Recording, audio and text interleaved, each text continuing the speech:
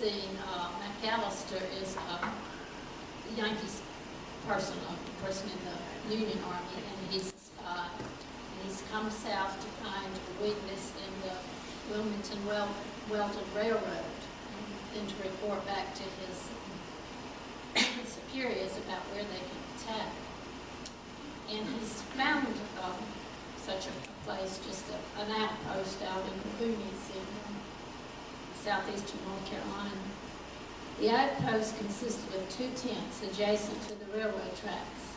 The men slept in one tent, and the other was their base of operations. In the base tent was a wooden chair and a crude desk holding an old telegraph device. Easy to take, McAllister muttered to himself. As he left, he heard a strange squawk coming from behind the base tent. "What the?" McAllister cried as he mounted the tent and collided with a large cage. From inside the cage, a majestic bird glared at him with hatred as it continued to make throaty, gurgling voices. "Who or what are you?" he asked.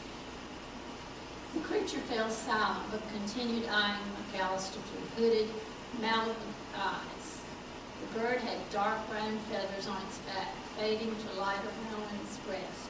Its yellow talons and curved beak proved it was a raptor, but its red tail made McAllister certain of its identity. "A red-tailed hawk," he whispered. "Why would anyone cage such a beautiful bird?" He stared at the bird a while longer and then left. He would ask the Confederates about the bird in the morning. "That's my bird," Snoop told him as they ate breakfast. "It's a female. I found her last week tangled in some bushes down by the river. See my hands? She about tore off the skin when I was catching her." "What are you going to do with her? She's beautiful." "Why don't you let her loose? She's beautiful, all right. I'm going to take her to Wilmington the next time I go. There's a woman there who will pay well for her feathers. She uses them to make ladies' hats.